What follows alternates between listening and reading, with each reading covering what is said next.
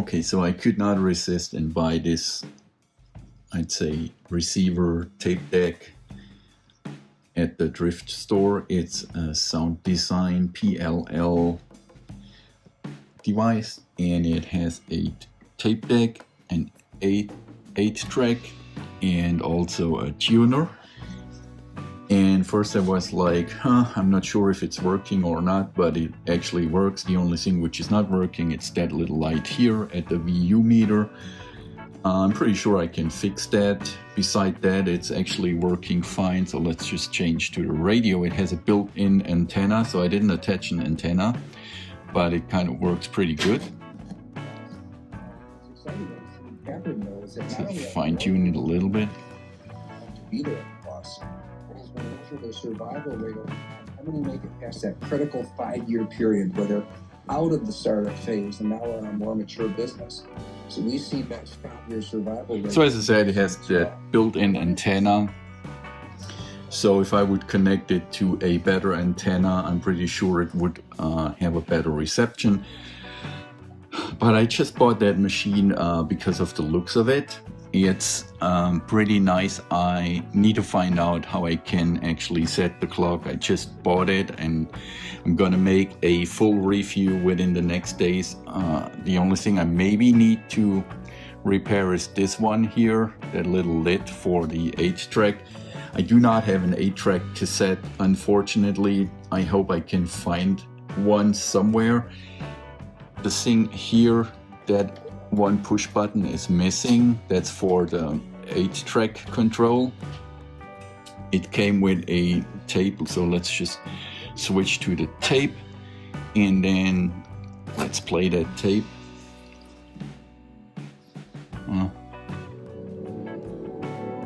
So it's classical music. I guess we do not get a copyright problem there. As you can see, the 2 VU meters are moving. Unfortunately, as I said, this one, the light is off, so I'm pretty sure we can fix that.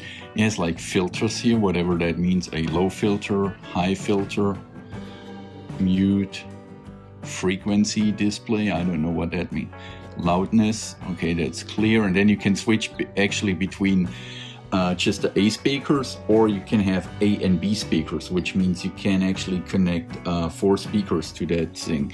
Also, you can change the quality of the tape here. It has that wonderful tape counter, which is not electronic. It's still these 3 dials which are running through. It's kind of pretty nice, and it's still working. It has that nice digital clock, which I like. The power meter, I wonder how we can actually make these work.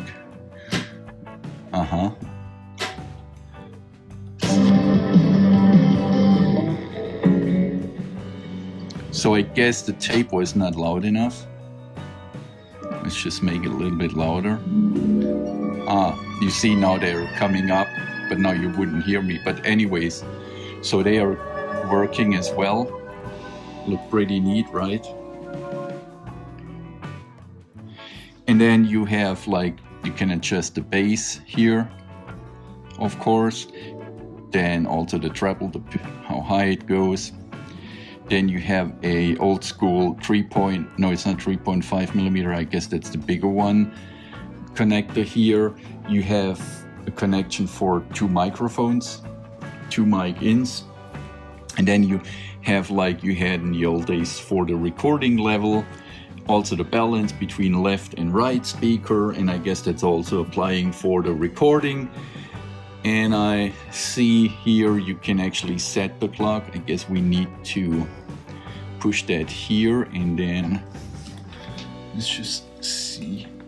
I guess I need to hold that. Yeah. So you need to hold that button down, and then you can adjust the clock.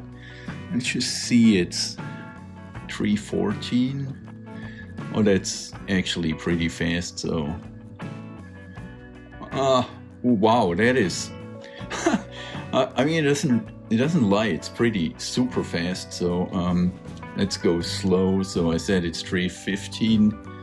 Oh, okay. That's funny. I mean, the slow mode is pretty slow, and the fast mode is like freaking like Buzz Lightning, or however that guy, or Buzz Lightyear guy, fast. So, but it's almost set, the clock, so we're gonna get there. As well, you can set some timers here. I guess that is, let's say, if you wanted to record a certain radio program, I guess you could set a timer at the time. I actually forgot about that, but I guess that's the reason. So you could, that's why it has a clock here, and you have that timer, so you could say, hey, my favorite radio show starts at 5 p.m. and then you set that timer, and then the tape would automatically record that radio show. Nowadays, where we have the streaming, everything is available around the clock when you want it, where you want it. That's not a big thing, but I guess this one, was made in the early 80s, maybe late 70s. I guess it was a big thing at the time, so I googled it. I know Soundesign is not like a super hi-fi brand and company. I don't care about that, because I just bought that thing for one reason. I just love the looks of it, and I needed a tape player or tape deck up here in my office, so that's all I'm going to use it for. It's just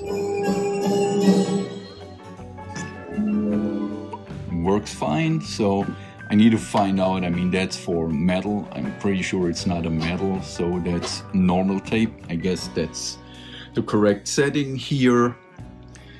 Oh, and now I get it. Okay, so that's for the speakers. So that's basically all I can show today about that machine, and I'm gonna show you around. I'm gonna show you the back of that machine, and also what's pretty nice on the bottom here. It actually has like an electronic schematics, a flow chart.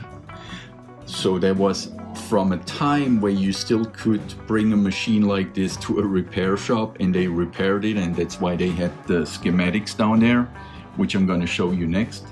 So as I just mentioned, that's from a time where you could really repair machines. So you see the schematics here. So for somebody who's used to repair like audio and hi-fi systems, I'm pretty sure they could just look at these schematics. I have no clue about them, and then they would know exactly how to repair or what to replace. It's all like, well, it is wood, like plywood with wood grain on it, so that I kind of like that. It's so old school. That's the lower side, and now I'm going to show you the back side of the machine as well. So that's the back side of the machine. It's not really like something fancy. Here we have the built-in antenna cable, but you can attach a external antenna. You also have like 2 extra inputs here, let's say for a record player or maybe a reel-to-reel tape.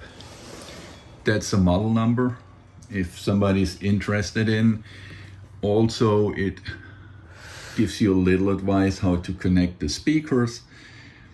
And then you have the model number and a sticker. What is that? Listed audio equipment, blah blah. I have no clue what that means.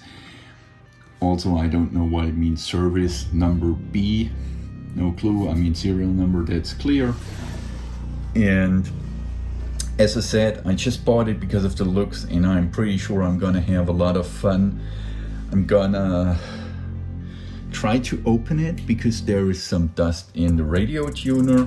I'm gonna clean it up, and then I'll make, actually, once I know how that thing works, a more detailed review of that device. But I just thought I'm gonna share it today with you. And now we turn it around for a final time and show you just how nice it looks. It actually reads here like wood grain vinyl veneer. So it's clear, and then I'm gonna make some close-ups. I actually like that, I guess they call it champagne finish.